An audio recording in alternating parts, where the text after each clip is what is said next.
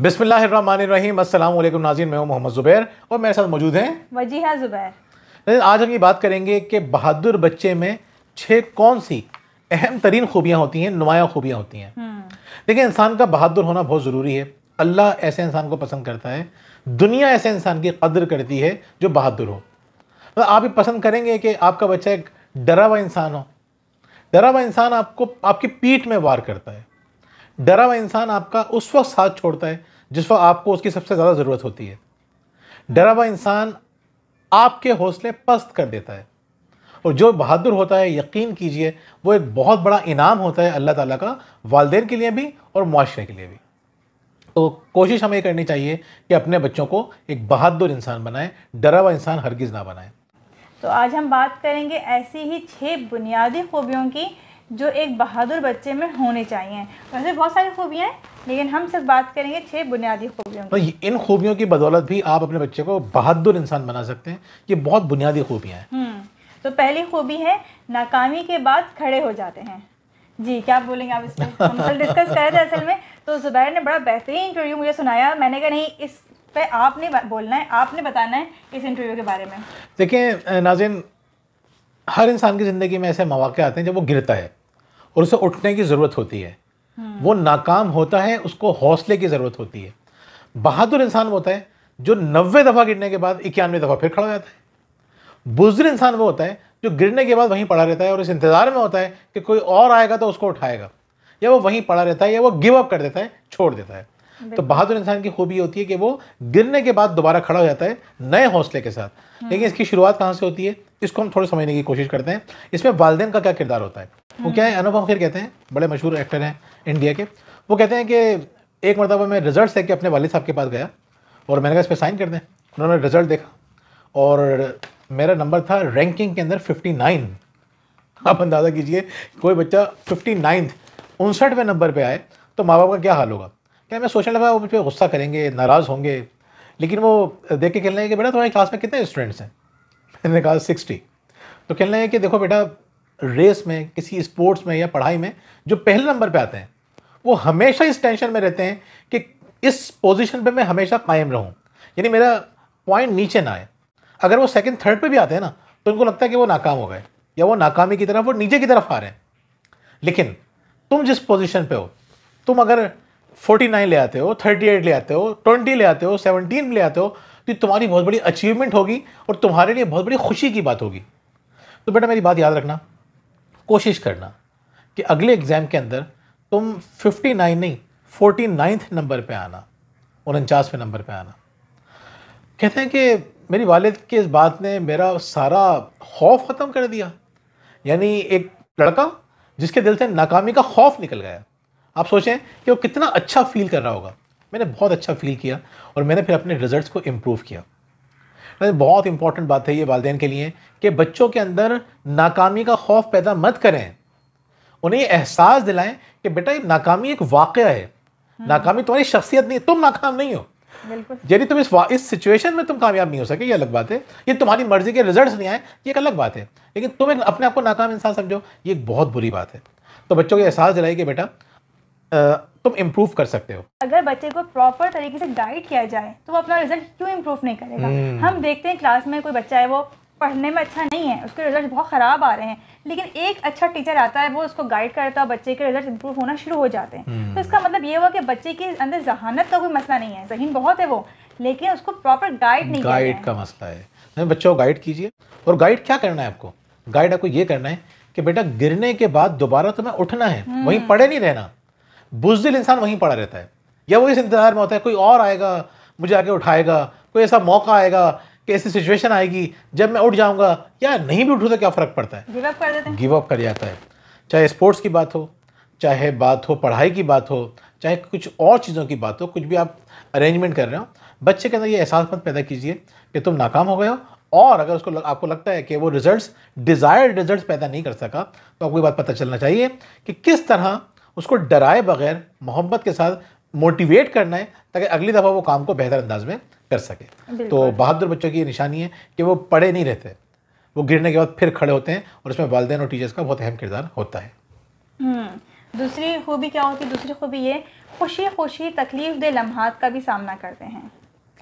लेकिन नाज़रीन, हर इंसान की ज़िंदगी में तकलीफ़ें तो आएंगी। ऐसा हो ही नहीं सकता कि हमारी ज़िंदगी में तकलीफ़ें और मुश्किलात ना आए, मुमकिन नहीं है। बड़े से बड़ा इंसान, कामयाब से कामयाब इंसान उसकी ज़िंदगी में आती है, लेकिन बहादुर और बुज़दिल में या कामयाब और नाकाम में भी एक बहुत बड़ा डिफरेंस होता है। वो क्या होता है? वो ये होता है कि आप मामलात का खुशी खुशी मुकाबला कर रहे हैं या उदासी के साथ या ना चाहते हुए बेदिली से कर रहे हैं। नाज़रीन, दो लोग ज़्यादा कामयाब होते हैं ज़िंदगी में। एक वो जो किसी मकसद से बेपनाह मोहब्बत करते हैं, या वो लोग जो किसी शख्स से बेपनाह नफरत करते हैं। नफरत करने वाले लोग भी बड़े कामयाब हो जाते हैं अपनी ज़िद की वजह से, कि हमें किसी को ये साबित करना है कि हम कामयाब हो सकते हैं। नाज़रीन, जो बंदा मोहब्बत से काम करता है वो बहादुर इंसान होता है। वो खुद भी खुश रहता है, उससे वाबस्ता लोग भी खुश रहते हैं। जो नफरत की बेस पे आगे बढ़ना चाहता है ना, वो अपनी ज़िंदगी भी अजाब बनाता है, अपने से वाबस्ता लोगों की ज़िंदगी भी अजाब बनाता है। कामयाब ना हो तो फिर तो बहुत ही बड़ा नुकसान है, कामयाब हो जाए तो फिर भी नुकसान है। यानी दोनों सूरतों में उसका नुकसान ही है, कामयाब हो जब भी, कामयाब ना हो जब भी। कामयाब होने के बाद वो दिखावे की कोशिश करेगा, प्रूव करने की कोशिश करेगा, बहुत नुकसानदेह। तो बच्चों को सिखाइए कि खुशी में इंशाल्लाह हमारी किताब भी आने वाली है बहुत जल्दी, और हम ये बताएंगे आपको खुशी इंसान की कितनी बुनियादी ज़रूरत है। खुश होकर चीज़ों को आप हैंडल नहीं करते तो आप एक अजीम इंसान नहीं बन सकते, बिल्कुल एक अच्छे मुसलमान नहीं बन सकते। देखिए, बहुत सारे काम बच्चे को करने होते हैं, यानी उसकी मजबूरी है, उसको करने ही करना है। अब उस पर डिपेंड करता है कि वो खुशी खुशी करे या झुंझलाते हुए, इरिटेट होते हुए करे। जैसे बच्चे का टेस्ट है, अब उसको तैयारी करनी है, इसके अलावा कोई और दूसरा चांस नहीं है, चारा नहीं है उसके पास कि वो कर ले। तो अब उसने वो तैयारी किस तरह से करनी है? नमाज़ पढ़नी है बच्चों को, लाजमी है। अब वो खुशी खुशी पढ़ें या मुंह बना के पढ़ें, या किसी ऐसी महफिल में बच्चे गए हैं जहाँ जाना ज़रूरी है, उनका पेरेंट्स ज़बरदस्ती लेके जा रहे हैं उनको, लेकिन वो कंफर्टेबल नहीं है वहाँ पे। तो अब वो उस गैदरिंग में जाके खुशी खुशी शिरकत करेंगे या मुंह बना के इधर बैठे रहेंगे? बिल्कुल, यानी सिचुएशन में तो आ गया ना, वो एक सिचुएशन में तो आ गया। अब सिचुएशन में आने के बाद वो क्या करता है? खुशी खुशी चीज़ों को हैंडल करता है या वो अपना रिएक्शन दिखाता है? हम देखते नहीं, मर्दों की तरबियत नहीं होती। हमारे मर्दों में एक अक्सरियत आपको नजर आएगी कि वो डरे हुए लोग हैं, वो बहादुर नहीं है। वो बीवी के कहने पे, किसी प्रेशर की वजह से किसी इवेंट में चले जाते हैं, लेकिन अपना रिएक्शन दिखा के आते हैं, अपना गुस्सा, अपनी एग्रेशन दिखा के आते हैं। मुझे क्या देख रही हैं अच्छा, आपको नहीं देखी थी, मैं सोच रही थी। तो फिर तो ख़वातीन ज़्यादा बहादुर हुई, क्योंकि कोई भी इवेंट हो वहाँ पे जाना उनके कोई मसला ही नहीं होता है। बिल्कुल, हम ये कहते हैं कि इस मामले में ख़वातीन ज़्यादा, कुछ मामलों में ख़वातीन ज़्यादा बहादुर होती हैं, कुछ में मर्द ज़्यादा बहादुर होते हैं। इसमें मर्द और ख़वातीन का मुकाबला नहीं है, कमी किसी में कमी ज़्यादती की हम बात नहीं कर रहे हैं, हम कुछ हक़ाइक़ बता रहे हैं। तो इन मामलात में और बहुत सारे मामलात में औरतें बहुत बहादुर सोशल ज़्यादा होती हैं ना, वो किसी पार्क में भी जाएंगी और दोस्तियाँ कर लेंगी, ये जेंट्स नहीं कर सकते। मर्दों के लिए फेस करना मुश्किल होता है बहुत सारी सिचुएशन में, ये बात मर्दों को समझनी चाहिए। औरतें फिर भी बड़ी बड़ी चीज़ों को, जो औरतें एक बदमिजाज शोहर को बहुत आसानी से फेस कर लेती हैं, तो उसकी इससे बड़ी बात क्या होगी? मर्द बदमिजाज बीवी को आसानी से फेस नहीं करता, अगर कर रहा हो तो। औरतें फिर भी बहुत आसानी से पूरी ज़िंदगी करती रहती हैं, बगैर एग्रेशन दिखाए भी कर लेती हैं। तो औरतों को हम समझते हैं कि अल्लाह ताला ने ज़्यादा ताकत दी है फैमिली चलाने के लिए। इमोशनली औरतें बहुत ताकतवर होती हैं, इसीलिए हम कहते हैं कि औरतें जितनी अच्छी तरह चीज़ों को बेहतर कर सकती हैं, मर्द नहीं कर सकते। औरतों को अपनी ताकत को पहचानना चाहिए। बिल्कुल ऐसा ही है। जब तीसरी खूबी क्या होती है? वो कुछ नया करना चाहते हैं। जैसे मेरी एक दोस्त हैं, वो बाहर होती हैं पाकिस्तान से, तो उनका फ़ोन आया, बात कर रही थी, पीछे बच्ची भी तंग कर रही थी, उनकी 12 साल की बेटी है। कहने लगी मेरी बेटी को स्कूल ट्रिप पे अम्यूज़मेंट पार्क जाना है और मैं परमिशन नहीं दे रही हूँ, पीछे पड़ी हुई कि आप मुझे इजाज़त दे दें। मैंने कहा दे दें, आप क्यों मना कर रही हैं? कहीं झूलो डरती इतना है, क्या करेगी वहाँ जाके? मैंने कहा लास्ट टाइम कब ले गई थी? कहीं जब 1 साल की थी ना, तब ले गई थी इसको मैं, किसी एक झूले पे नहीं बैठी थी ये। मैंने कहा अब तो 12 साल की हो गई है। खैर उनसे मेरी बात हुई, उन्होंने दे दी परमिशन बच्ची को। फिर कुछ दिनों बाद दोबारा मेरी बात हुई उनसे, तो बड़ी हैरान थी। कहने लगी मेरी बेटी ना सिर्फ अम्यूज़मेंट पार्क गई है, बल्कि वहाँ के बड़े बड़े झूलों में बैठी है वहाँ पे जाके और बच्चों के साथ। लेकिन बहुत इन्जॉय किया उसने वहाँ पे।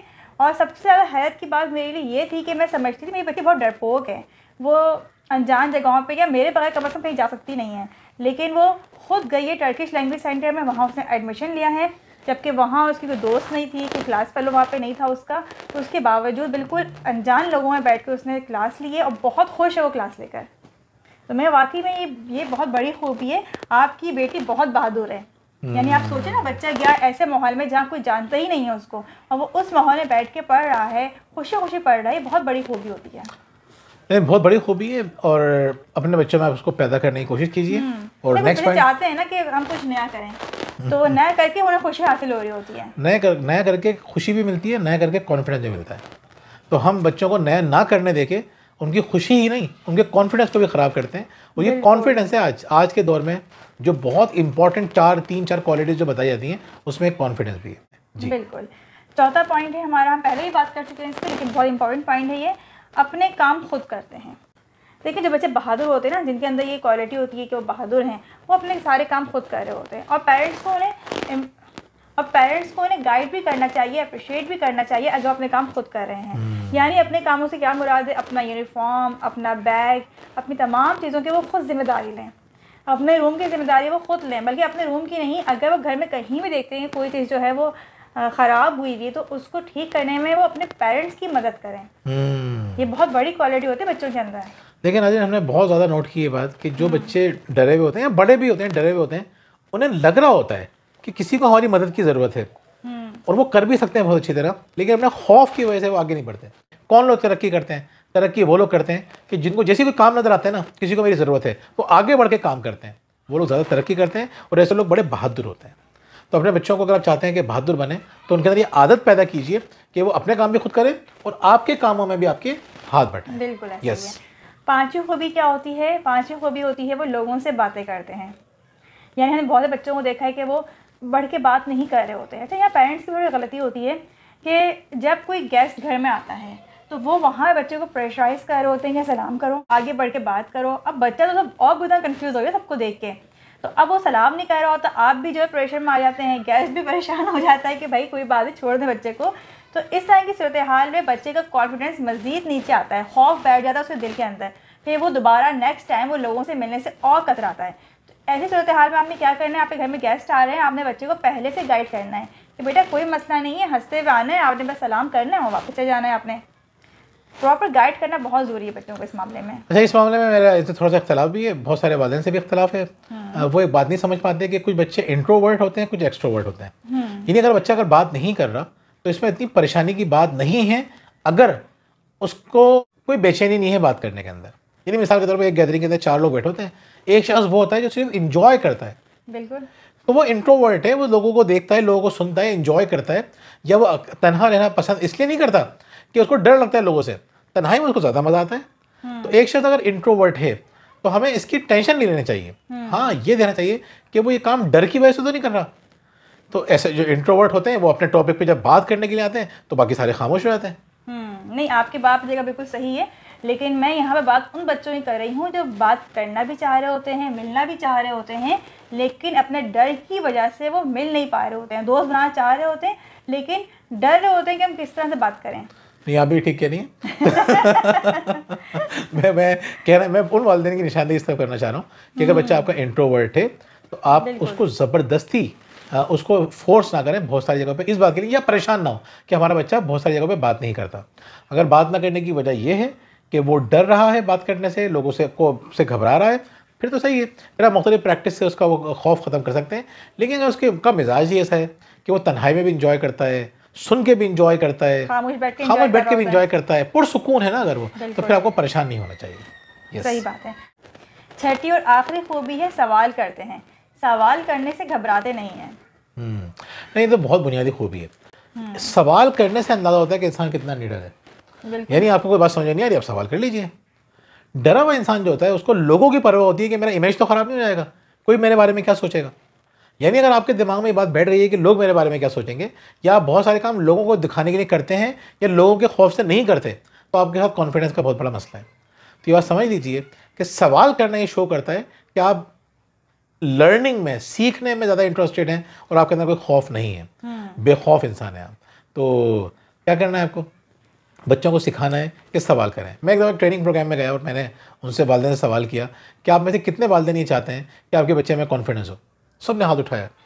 वैसे आप में से कितने लोग ऐसे हैं जिनमें कॉन्फिडेंस नहीं है?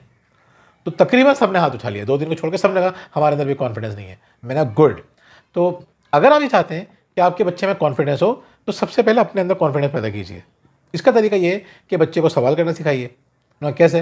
मैंने ऐसे कि आप मुझसे सवाल कीजिए। इस प्रोग्राम के दौरान मैं आपसे 1 घंटे 1.5 घंटे आपके साथ हूँ, जो बात समझ में आपके नहीं आया मुझसे सवाल कीजिए। अब यकीन कीजिए, जब प्रोग्राम ख़त्म हुआ ना, उस दौरान मुझसे सिर्फ उन्हीं लोगों ने सवाल किए जिन्होंने शुरू में कहा था हमारे अंदर कॉन्फिडेंस है, क्या एक आध किसी और ने कर लिया। नाज़रीन, प्रॉब्लम क्या है? प्रॉब्लम ये है कि हम अपना खौफ ख़त्म करने के लिए तैयार नहीं हैं, हम अपनी तरबियत करने के लिए तैयार नहीं हैं, और हम चाहते ये हैं कि हमारा बच्चा बिल्कुल परफेक्ट हो जाए, कि हमारे बच्चे की बेहतरीन तरबियत हो जाए, हमारा बच्चा बहादुर हो जाए। हमारा बच्चा हमें देख रहा है, हमारे रिएक्शन से सीखता है। मैं देखता हूँ हादिया को, मैं बहुत सारी जगह पे देखता हूँ, मुझे हैरत होती है कि जो उसके रिस्पॉन्सेज होते हैं ना, वो वही होते हैं जो मेरे रिस्पॉन्सेज होते हैं। अच्छा, हम बात कर रहे हैं सवाल के ऊपर ना, तो अभी मेरे जहन में एक बात आई कि देखिए पेरेंट्स को चाहिए, अगर वो चाहते हैं कि बच्चे एक्टिव रहें तो उनसे सवालात करते रहना चाहिए, उनकी स्टडीज़ के हवाले से, उनकी पर्सनैलिटी के हवाले से, किसी भी चीज़ को आप लेकर उनसे सवालात करें। क्योंकि हम क्लास से भी देखते हैं कि बच्चे अपने उस टीचर की क्लास में एक्टिव रहते हुए सवालात कर रहा होता है। बिल्कुल। तो नाज़रीन, अपनी औलाद को बहादुर इंसान बनाइए। अगर वो बहादुर नहीं होगा तो वो बहुत बड़ा इंसान नहीं बन सकता। अल्लाह ताला को भी बहादुर इंसान बहुत ज़्यादा पसंद है। दो क्वालिटीज़ ऐसी हैं जो कि बहुत ही बुनियादी हैं, एक है बहादुरी, एक है सखावत, यानी शेयर करना उसको आना चाहिए।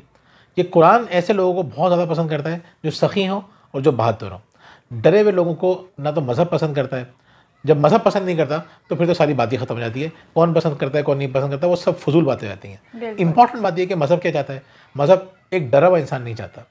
तो अपने बच्चों के अंदर बहादुरी पैदा कीजिए। जैसे जैसे उनकी बहादुरी बढ़ेगी, आप खुद देखेंगे कि उनकी शख्सियत जो है वो बेहतर होना शुरू हो जाएगी। और उनको बताइए कि बहादुरी का सही कॉन्सेप्ट ये नहीं है कि आप लड़ना झगड़ना शुरू करते हैं, बदतमीज़ी शुरू करते हैं। बहादुर वो है जो गुस्से पर, अपने जज्बात पर भी काबू रखना जानता हो। बहुत बहुत शुक्रिया। अल्लाह हाफ़िज़। अल्लाह हाफ़िज़।